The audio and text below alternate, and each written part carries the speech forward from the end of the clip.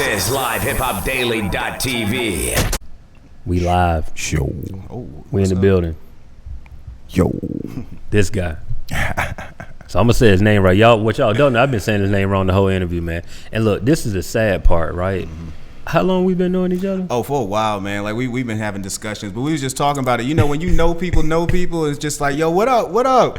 What up, bro? You never think, yo, am I saying this person's name right? Exactly. So it's Mecca. Yeah. It's Mecca. So Mecca is here from, man, you do a lot of stuff too. I know you want to come on and talk about the movie, but you got quite a resume yourself. Yeah, man. I've been moving for a while, man. Like started off as a writer. You know, I had a website called Last Word Online when I got out of college. This is about 2004. You know what I mean? I grinded with that for about 3 years. This was back before WordPress and all that. Like, it wasn't that easy. It was costing like $125 a month to even get my web designer to put the stories up. So, you know, I was investing in myself since back then. Yeah. You know, from there, actually, I got a chance to write for XXL, write for Slam Magazine for about 3 years, Rolling Out, Charlotte Magazine, and Boston Magazine. You know what I mean? I've had a chance to do my writing thing for a little while now. So I seen the trend that's going on, you know, saying like there's not a lot of print going on no more. Even what you see on blogs right now, it's just a lot of repetitive stories, you know what I mean? So if you really want to keep pushing the culture forward as far as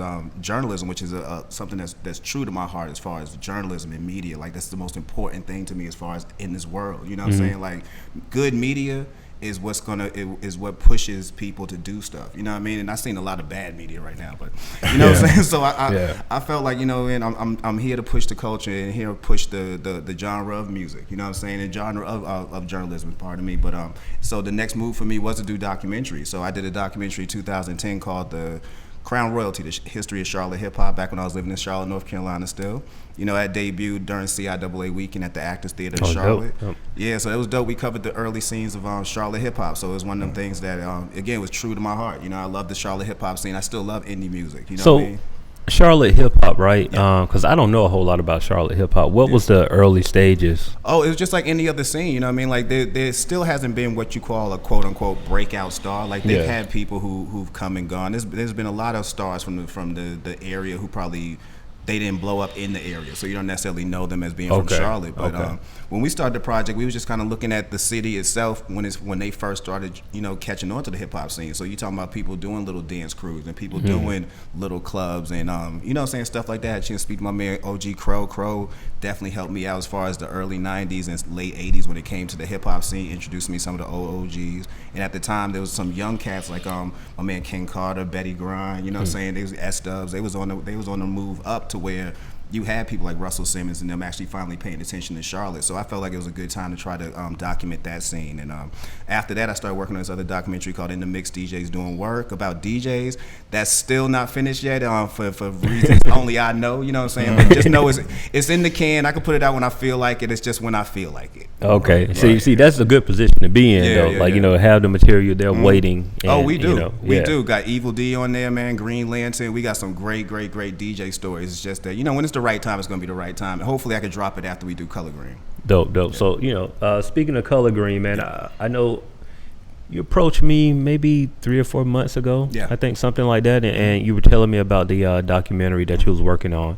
And, you know, you were looking for music and, so I was able to bless you with some music there, but I was interested in the story because, like me, I don't smoke, right? Like I'm not a smoker, but the only person in Atlanta. Yeah, I know, right? Hensley don't smoke either. Damn. But you know, but here's the thing, though, right? The one time I'm the minority. Yeah, I know, right? But I never had an issue with marijuana. You know, like it's not something that bothers me. You know what I'm saying? I don't know. It's one of those things where it's like I always felt like it came from the earth, so I never had an issue with it. You know, I just chose it wasn't for me, so I just like, okay, I don't want to do it. You know, but for you to like important to do that type of documentary, like how did the idea of, you know, The Color Green, where did this come from?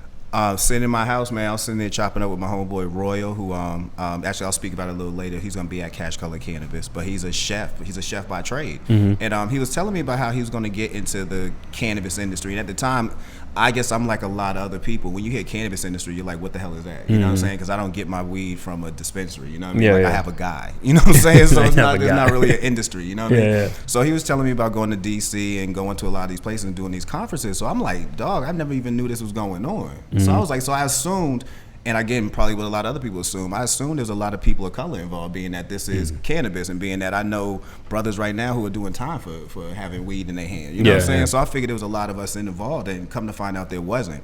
So I started off with the idea to do a short. You know what I'm saying? It's going to be about 30 minutes where I just kind of interview a couple people and get their opinion on what was going on.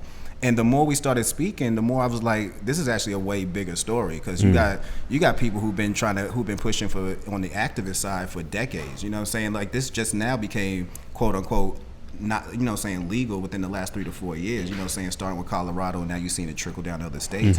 But initially, there was people who was doing this for 20 years now, you know what I'm saying, pushing this cause. And a lot of them were people of color. And now you're seeing it where it's starting to become what it is, $1 billion industry. You starting to see more states pick up, and you start, even this coming up November 4th, Massachusetts, Florida, there's going to be big decisions being made as far as state to state, whether you're going to have a recreational program, whether you have a medical program, whether you're going to have both.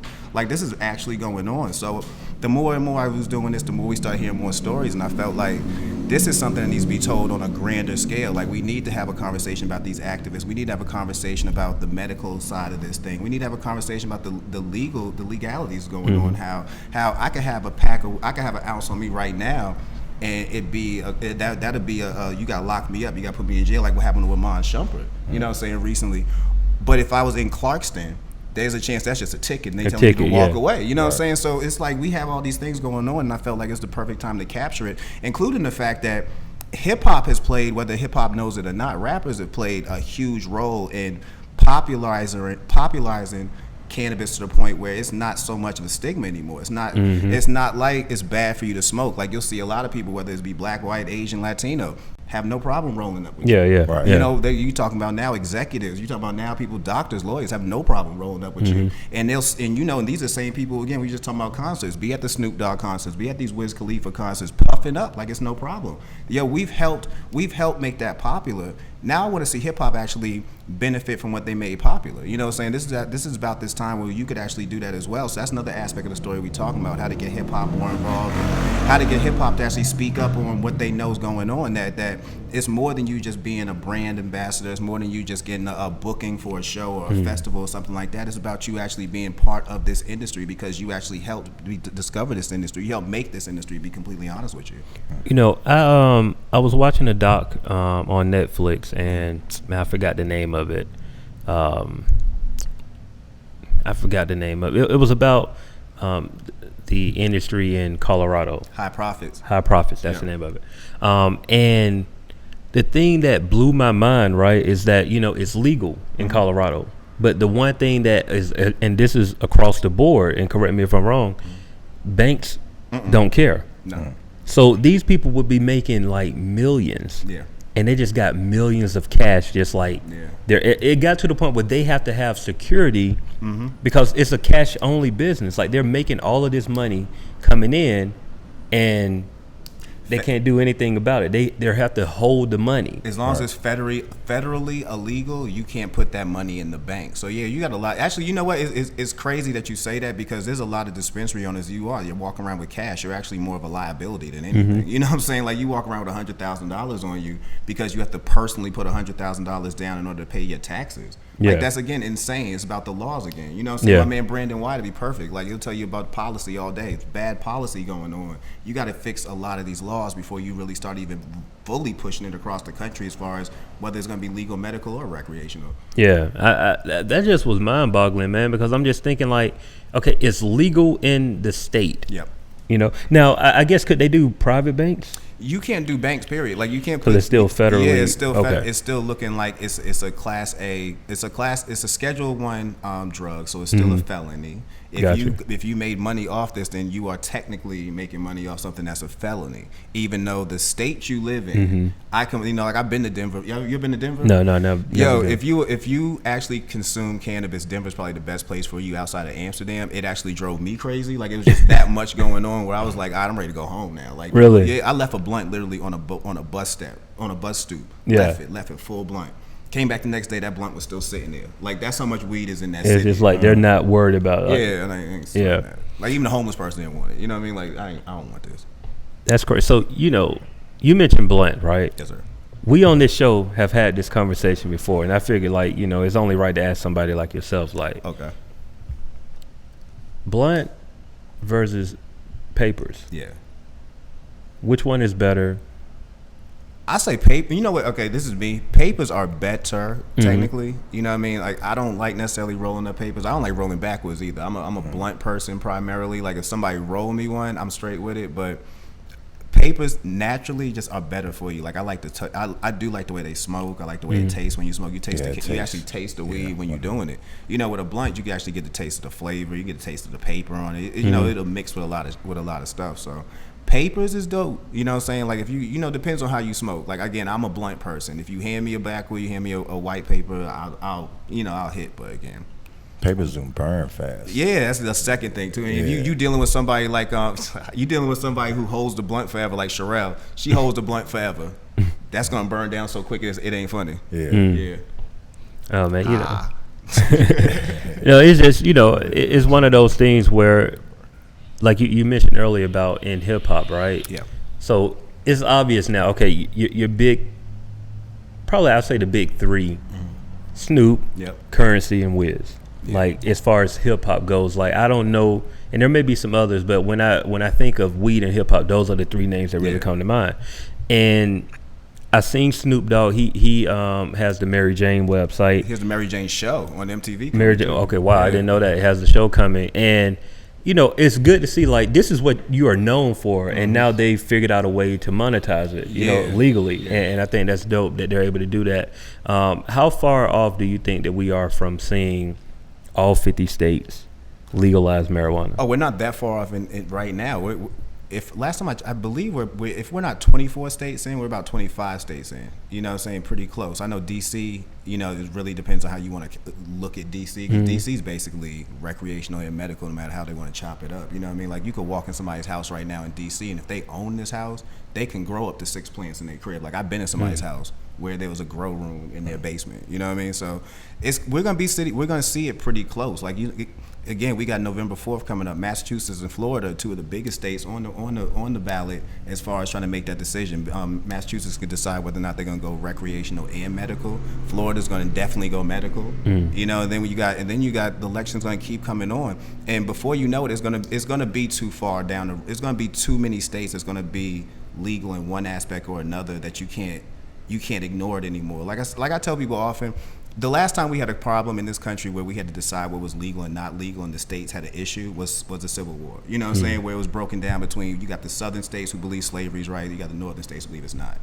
You can't have that without having a war. You know what I mean? You can't have 25 states saying we cool with one thing and another 25 saying no. Like, you can't. That's not how anything's ever going to exist. So eventually we are going to see those 50 states actually happen. I mean, it's just inevitable right now. You're seeing the money being made. We talking about medical implications. You know what I mean? You're talking about a lot of stuff that could actually benefit your society and benefit the cities and the benefits the states that would be interested in this. Georgia needs to really start paying attention. That's another reason why we're doing cash color cannabis on Wednesday. Georgia needs to start paying attention. If you see Florida go and you seeing all these states around you go, why would you not, especially with a state that has a place like Atlanta where it's called Black Hollywood and you see so much money, so much power, so much influence coming through here, why would you not at least even entertain? You know what I'm saying? Making broader steps when it comes to your cannabis program, because right now you can get CBD oils. You still can't get it. Now, what is that? CBD oil. It's the oil from the weed plant. So it's actually, rather than you smoking the actual plant, you be actually smoking oil. Like, you'll see some people do it. Like vape. It look like vape. It look like vape. Okay. So you could actually get that now. You need to have I just slipped my mind, but there's a list of medical actual issues you need to have in order to get it. There's only one dispensary from what I've been told, so it's really hard for you to even get it if you actually did need it. You know what I'm saying? So Georgia needs to really step it up. I know they're probably watching on the sidelines, seeing what other states are about to do, but if you wake up and see Florida, which you will, in November 4th, you're gonna wake up. Florida's already going forth as far as trying to put together how they about to do their plan. You know what I'm saying? Same thing with Massachusetts. Massachusetts already has prices for dispensaries. So we're past. Is this going to happen? It's going to happen. It's going to happen. It's just a matter of when. Just a matter of when. I was before you said that, it's crazy. I was just gonna say, Georgia probably be the last one. The last one to go. I hope not, man. Georgia, look up, man. Even Louisiana got down. You know what I mean? Like, and that's the last place I would have thought about. At the end of the day, man, cash is king. Yeah. And we in America, it's capitalism, and we always looking for a way to make money. Mm-hmm. I think the biggest issue, and this is for somebody on the outside looking in, I haven't done all the research, but the biggest thing that I see is that once you legalize marijuana across the board, then now you got to go back and clean up some things. Right? It's an issue. It's an issue. You have a problem like this. Like when I went to New York, me and my man Danny Digital, he's the director of the film Color Green. We went up to New York to do some interviews, and one of the cats I had a chance to interview was this dude named Branson. Now, Branson is a legendary name in hip hop circles. You know what I'm saying? Even my I know Branson and I don't smoke weed. You know what I'm saying? Exactly. That's how big Branson is. Branson literally could be a brand. Like if Branson was around right now, he'd be cookies. You know what I'm saying? Like he'd be that dude. Real talk. So talking to Branson, he gave us another good idea. He gave us another good way to look at this whole problem here when it comes to cannabis. That not only, like you say, it's a $1 billion industry. You're talking about cash all day. But one thing you're going to have to do in order to pass this is recognize that you've locked up tons of people for small to large amounts of weed that really wasn't, that really wasn't equal to what they were doing. So how are you going to fix those problems? And you see right now in Oakland, they're attempting to. They have a reparations program where at least they're letting people who, I believe, and this is if I'm wrong, they correct me, they're allowing people in who, if you had a charge on you for cannabis or something like that within the last couple of years and you're out, you can get to the front of the line when it comes to getting a dispensary or comes to getting a license. Now, I also tell you this, it's going to be expensive. So how many brothers who getting out of jail, and this is something else that Branson brought up, like, I got the money. Like, I could put down the bread right now to say I want a dispensary, but if I put down $40,000, $50,000, $60,000, the first thing they ask me is where I got it from. He said, in reality, people of color don't own their own money. So if you got somebody coming out of jail right now and they might be good at hustling weed, they might be good at growing weed, they might know stuff that you don't know as a scientist or somebody who went to school and actually learned techniques to apply to cannabis. They might know more than you, but they ain't got that bread to get it in. And if they did have the bread to get it in, you are now being investigated for why you even have this money. Have that kind of money. Yeah. See how it come back around, though, right? Yeah, that's crazy. Yeah, like you look at it again in Massachusetts, they was talking about in Worcester, a dispensary will go for $425,000. You got to put like $50,000 per year in the police police union fund or something like that. Like you got to pay a lot of bread. If I'm just getting out of jail for selling weed for 5 years or 6 years or so, where am I getting $400,000 from without y'all asking me if I'm still selling weed on the street? Yeah. So it's like a catch-22. It'd be dope that you are giving these reparations, but at the same time, wouldn't this actually be? This is actually more of a show than anything, because good and well these people ain't got no money and these people ain't got the resources or even the plugs to get that money to do what you just did. So really you put them in the front of the line just to go back to the end of the line. So here's the $1 million question that everybody want to know that's tuning in right now. Yeah. Herb, have you ever smoked some Branson weed? Oh. It's back in this era. Like, and then, for those. Hey, Branson, shout out to my man. Matter of fact, shout out to Cavario for hooking me up with Branson. That was the best phone call I've ever had in my life. Yeah. That turned into the best meeting. We was in Harlem. We went, man, if I could tell you even the story, Danny's here to tell you the story.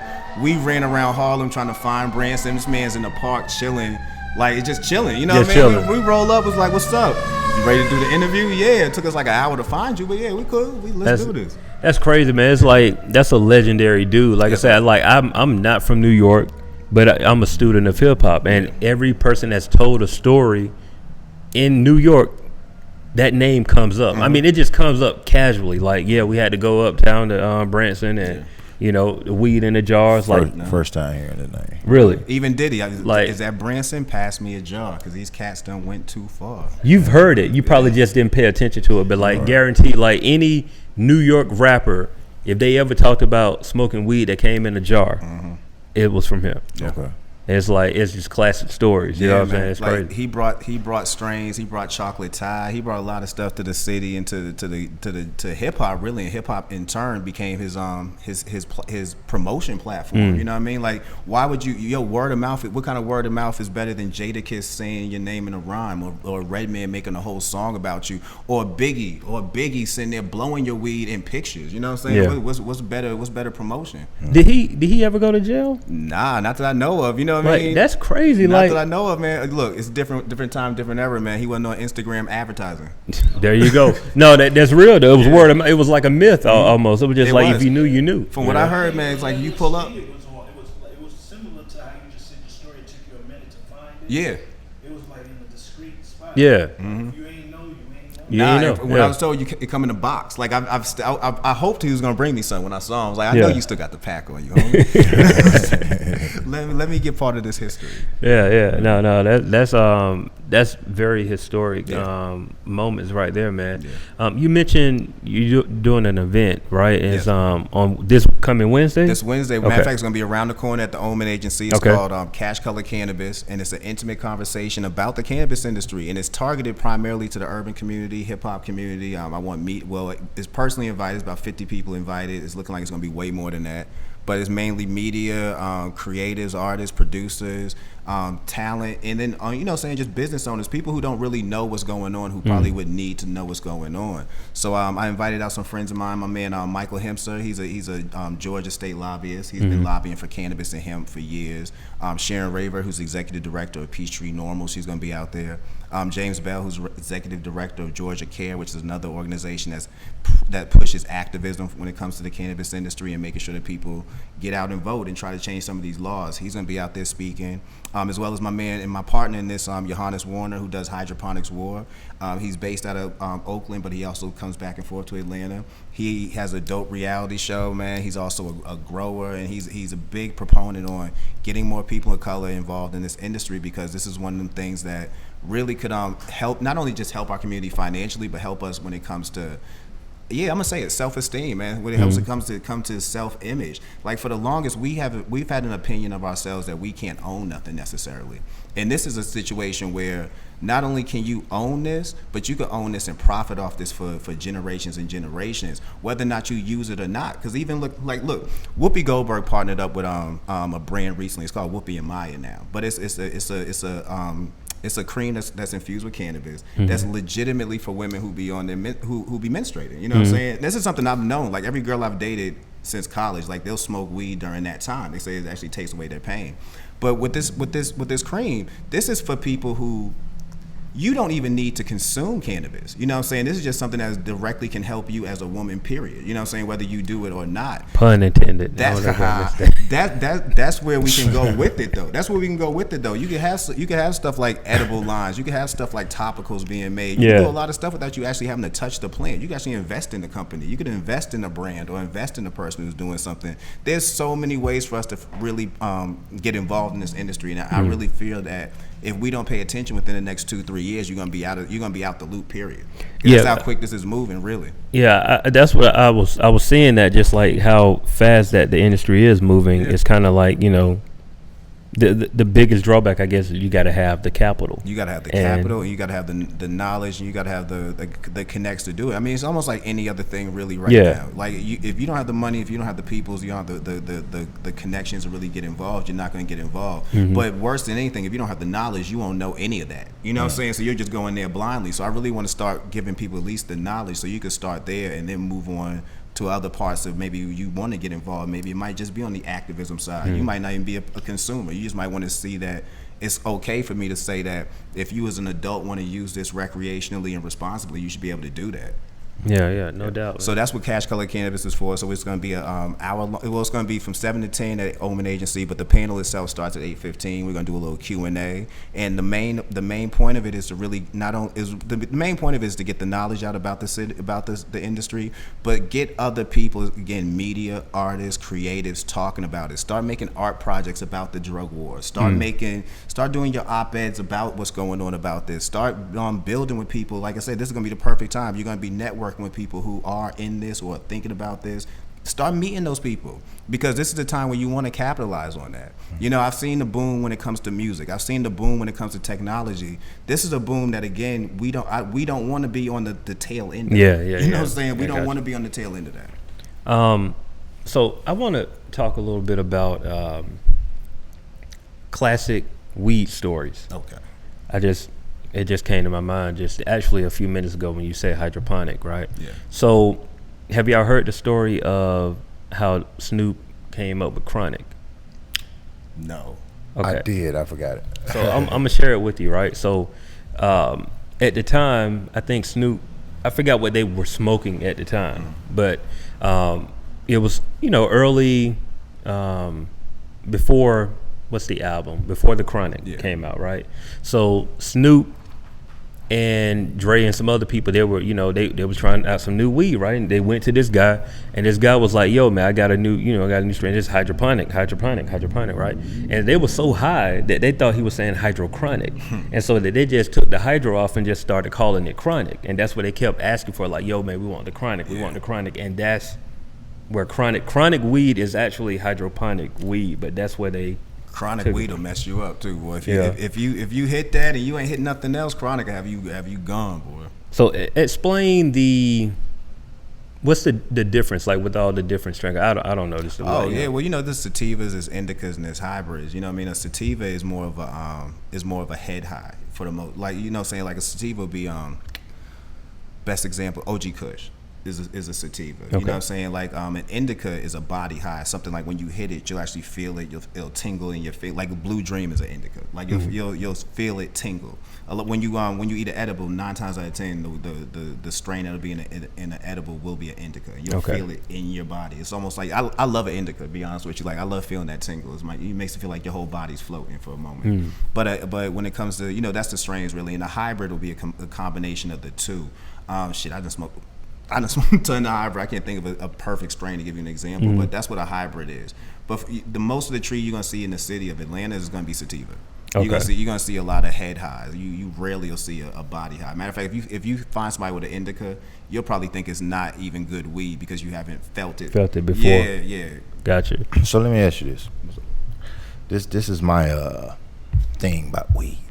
Now, when I first tried it, it was dope to me. Yeah. Pun intended. I was laughing, just couldn't fucking stop laughing, man. You know, I don't know. I had a great time and just kept doing it and I don't know. It started depressing me. Really? Like for real. That's why I'll stop for months. Then I was like, okay, let me try it again. Yeah. And I'll just be down like a motherfucker. And I think what it was is it's like when I smoke, it's almost like somebody in my head talking to me and it's telling me everything about myself. But it was true as hell. A real conversation with yourself. Man, it's crazy. So I stopped smoking it because maybe I was running from the truth or something like that. I was just thinking that maybe she didn't want to hear it no more. Yeah, you want to hear it no more. Yeah. But why? What the hell? Like, why can't I just? I be, you know, a lot of friends I got, they smoke and they just be happy, amped and shit. I'm just sitting there, just, you know what? Maybe everything. You know what? You know, it could be your body chemistry. Like some stuff might just rub off of you differently. And again, everything might not be for you. What's called when it comes to inhaling. Maybe try edible or something like that. Like try something else or try some infused stuff. Like if you ever went to DC, man, there's some chefs up in DC that'll hook you up with some food that'll put you to bed, boy. I'm thinking about it right now. Thinking about it right now. He had a moment. But you can try a lot of things. Like everything doesn't have to be you actually smoking. That could be something that could be part of it. I'm not sure. You know what I mean? But definitely I'm not gonna say keep trying. Like give it another go. But try one more time. Try one more time, man. It's okay. Dang. Come up in here, my man is all deep in the depression. Like Mac did it. So is that a okay? So you. And maybe this is me just being naive, but a lot of times you hear people say Cali got the good weed, right? Yeah. Why is that? Well, you can grow it. You know what I mean? Like, for one, you can grow outside, you know, and it's real. There's not a lot of places you could actually, well, there is a lot, but I guess people haven't tried it. But there aren't a lot of places where you could actually grow outside. And you got places like Mendocino County up in California and Humboldt County where they grow outside and you could take advantage of the sun. And you know what I mean? Like, you're getting back to nature. You're getting back to actually growing, and you can grow some really potent strains of tree up there. But it's not like you can't grow in Georgia. Like I got a good friend of mine, Ben Familiar will tell you can grow. Like I've seen him grow Christmas trees down here. You know what I mean? Like it's feasible to grow out here. But you know that's the really thing that I guess when people say Cali got the good weed, you can grow it out there. So that's the potency from the sun and just how it's being grown. It's not necessarily grown inside like a lot of the tree you find from Colorado. A lot of that's grown inside because you can't grow outside necessarily everywhere out there. So when you get some stuff, like say same thing with Jamaica. I don't know if you've seen Snoop Dogg's documentary. Yeah, reincarnated. Did you see how Daz, when they hit that tree again, you pulling stuff from the ground, y'all breaking it up. You see how potent that was that he passed out. Yeah. You know what I'm saying? And like, those are people that they smoke often. Yeah. So that's sunlight. That's growing it naturally. That's not being inside of a lab or inside of a greenhouse with it. That's that potency right there. So is it safe to say like by the time just say some Cali stuff come this way, you know, it's all packaged and bricked up and oh, it might be a little harder for you, to be honest with you, man, if it's been sitting, depending on how long it's been sitting, coming this way. Right. So it's losing value as far as being potent. It probably, you know what, again, I could be right, could be wrong, but I believe so. Yeah, I mean, if you let it sit long enough, one, you're gonna lose a little bit of it, but the drier it get to me, you start hitting it and it start getting even harder as far as potency for me. You know what I'm saying? I don't know, again, I'm not a scientist, so I don't know scientifically if that's true. Sticky is better. Yeah. Sticky is better. Personally. I'm just thinking, I'm living through hip hop right now, man. I like fresh out the pack. I like fresh out the pack if I'm doing it. And how high can you get? Like I just see, you know, you see people smoke the OG Kush. It's like you can keep hitting it. You can get stupid high. Depends on who it is. You know what I'm saying? Like me, I know my limits. You know what I'm saying? Like I know my limits. When I start smoking again, you start feeling that tingle. I'm gonna go sit it down. You know what I mean? Like I'm not the dude. I don't gotta smoke till I pass out. Like I'm not that guy. Right. Yeah, no doubt. No, you good. Have you been to a Cali dispensary? I have not been to a Cali dispensary yet, man. I smoked some good out there. I smoked some real good. That's why, again, I can tell you, Chronic messed me up one time. There's a story only a couple people know this, but I hit some Chronic and ended up making a full sprint through Universal City Walk one time, man. It was a mess. It was a mess. I calmed down, but it was a mess. You'd have thought I was laced. I was looking like my man from Friday talking about, I got my mama to give me the chicken coop. In the chicken coop. I just came back from Cali. Yeah. So I wanted to go see. Yeah. You just can't walk up in there. You gotta get the card. Oh, you yeah, gotta have you a got a card. card. So I'm thinking, man, how am I get a card? So I go. Oh, it's not hard. 420 doctors now. I go in the joint, only $50. Yep. I go in the back. Some lady who doesn't, to me, look like a doctor, but do all this shit to me. Yo, what you want? And I'm telling her why. You know, they had a cheat sheet on the wall. So like, so you put why you need a card and all this shit. Do all that. Go in the back. She's doing all this shit. Asking me dumb questions, and then just gave me a card. That's how simple. So How long was that process?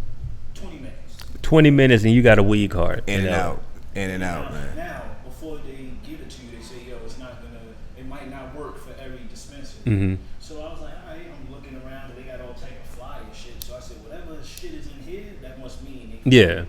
So that's what I did. And I went inside that shit. That shit looked crazy, but they wouldn't let me use the phone. That's really why I wanted to go. Oh, yeah. Yeah, and they won't let you in without it, yeah. Yeah, you can't pull none of that pictures on the phone. Have you been to Denver? Nah. Like I say, Denver was like, it was just OD for me, man. Like I'm walking around, I'm like, everybody from black, white, old, young, just got a joint. Everybody got a joint. You walk into the gas station, they selling stuff to dilute your urine in case you gotta do a drug test. And they selling bongs and all that. Like it's just the whole city is down with it, man. It's just crazy. It's just crazy, man. It's just the whole city down with it. You could walk in there recreational. You know what I mean? Like you just pay extra $10, $20. You could walk into a dispensary in Denver, depending on what it is. You can walk in there and just get a pack. I missed out on this trip. My partner took a couple of my partners took a trip to Denver, and they went for like I think 6 or 7 days. Oh, yeah, I was in there for 9, man. It's 9 days too long for me, man. No disrespect to Denver. I love y'all, man. That's just great a long residents. time. Just a long time to be around a bunch of weed heads. Yeah. Long time, man. So I just got this here, right? This is medical cannabis glazed pecans, right? Yes, sir. Say no gluten free. Okay. It's vegan, paleo. Okay. Diet weed. Diet weed. What most people see is the THC part, but you're right, gluten free. Yeah, absolutely. Absolutely, right? See, this is me, a non-weed smoker. I'm looking at all these other facts. But that's why I want to ask you, though, like, so it says 100 milligrams of THC. Yeah. How much is that? You know what? That's a good question. And there's a person right now. There's a oh man, Chantel. I think I messed her name up too. But there's actually a product called Arvent, right? Right, where they actually weigh up the weed. They actually weigh it up for patients so they can know exactly how much they're putting in their edibles, how much they actually consume it. You know what I mean? I'm talking about people who actually use it for medical purposes. So 100 milligrams, that's just, you know what I mean? Like if you actually crush that up and actually put it into like a milligrams or whatever like that, you'll actually see it. It's not a whole lot that's in there.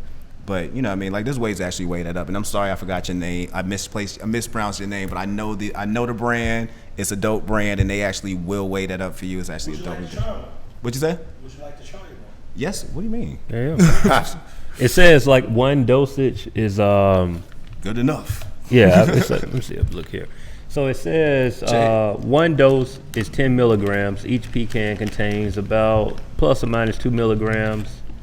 So 5 to 6 pecans, one dose. Last name good. You gonna try one of these? No, I'm good. It's gluten free. It's gluten free. This one guy online said 20 milligrams will knock you out. A new non-smoker off the ass. Oh, okay. 20 milligrams. Yeah. Okay, yeah. Well, I'm taking 100. I'm not new, so. There you go. Oh, so this and this is medical. It says medical. You get this from Cali? At the dispensary, okay. So you know I was shitting bricks on the plane. You know, I was just saying that. Do people understand how easy? I don't think people understand. Well, I've had it easy when it comes to bringing weed back and forth. I've never had an issue. Really, never had an issue. Matter of fact, the one time I got flagged in the airport, it had more to do with alcohol. Like I had a bottle of Avion in my bag, and I literally had a bag of weed next to that bag. She goes through it, pulls out the Avion, and goes, "You can't carry this." I zipped my bag up, said, "Thank you." Kept it pushing, man. Yeah. Because you have to check the luggage or something like that. Yeah. My dog said he never had an issue. I need to hire you. Yeah, I never had one, man. I'm not saying I'm an expert, but I could have told you was concerned. Look, I could have told Mike Vick how to help himself. I heard his story. I was like, bro, you stupid, man. I could have taught you that. Damn. That's dope. I don't know how they gonna act. Yeah. So it takes about you're doing some research right now. Okay. 20 minutes to kick in. Oh, talking about what he has right there? Yeah. Now, see, I've heard about, ingesting as opposed to smoking. Yeah. It's, like you said, I've heard the same thing. It's a body type high.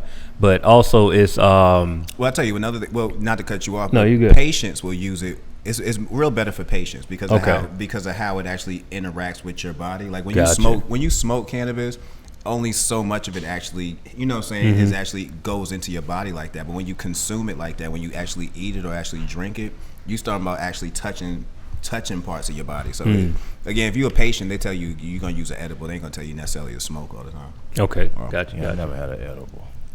You want some pecans? Pecan. I don't think I should do that. I don't know what kind of reaction. What kind of reaction is? But I'll say this. I have had an edible before, and it wasn't on purpose. So this girl whose name will forever be nameless, because I'm not going to put her on blast. We had a party. We used to throw a lot of parties at our townhouse that we used to have, and so she had brought cookies. I used to be about 60 pounds heavier. Really? Right. So cookies. All right. I want a cookie. Didn't think nothing of it. And while I ate, now these were nice sized cookies that she had appropriately cut in half. Oh, for a reason. I didn't think, I was like, oh, they breaking. That's what I'm thinking. So I have a whole cookie, and I'll just tell you that I didn't know what was going on with me because like you said, it's a body high. So mind you, imagine somebody that's eating a cookie not knowing that you're eating an edible. You feel that body. And I don't smoke. I don't, you know what I'm saying? So it's like, I don't even know I'm like in a whirlwind of like something is going on. I don't know what's going on right now. And I just, I had to sit myself down somewhere, I literally was like just chilling, like, in limbo. Like I didn't know what was going on, but that happened. So yeah, deep thoughts, man. I've been there before. Yeah. Deep thoughts. That's my story there, and she know who she is. And I haven't talked to her in a long time, but she did that at one of my parties, and I didn't know anything about it. So there you go. Well, she should come to Cash Color Cannabis on Wednesday. It's at the Open Agency from 7 to 10. Come through, man. It's gonna be great. It's for people like yourself and people who don't know but just kind of want to get to know what's going on. If you feel like this is something you want to get involved with, then this is probably the best chance for you to try to speak to some people who are actually involved in the industry, whether it be activism side, whether it be actually growing side, or whether it just be on the lobbying side. Like, just it's about time for you just to learn what's going on if you feel like this is the time. If you feel like you want to know. That's a half a gram. Oh, you was doing that. Look, here's a bit try to chime in. So look, man, before we get out of here, man, how can people connect with you? Yeah.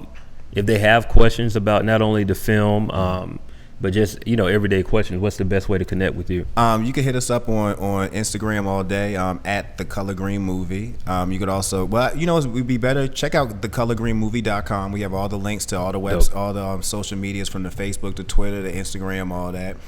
You could also hit me up personally on Instagram at Mekavelli, MEHKAVELLI. I'm 9 times out of 10 on there, posting random stuff, always my morning donuts, letting people know how I feel when I woke up in the morning. But that's probably the easiest way to connect with us. But definitely follow us. Keep up with the production of the film. You could definitely follow us at Color Green for that. We're always posting new clips as far as from our interviews. We'll give you a little snippet of what we just did.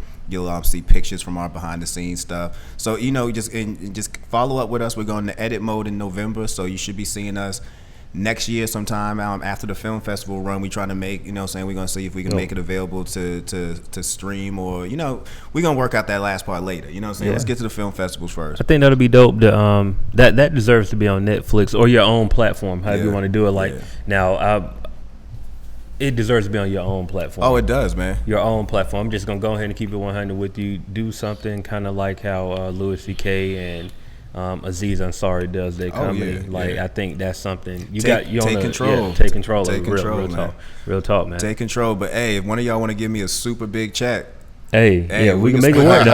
Hey, Revolt, Title, y'all want to give me a big check? We can split that control. I have no problem with that. Hey, I feel ain't nothing wrong with that at all, man. So look, man, I appreciate you coming on. Like I said, you're always welcome to come here anytime you want to, man. You enlightened us, told us some information that I didn't know. Man, in fact, how to say my name properly. I know, right? Yeah. Mecca.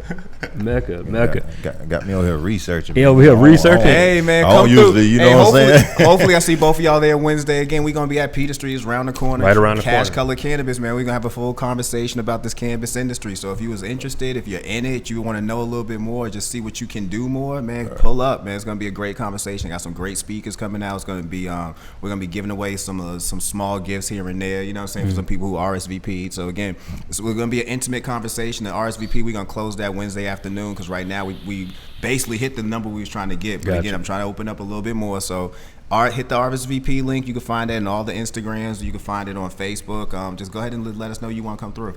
For sure, man. For sure. All right, well, we'll be back, man. Good Hennessy show. Yep.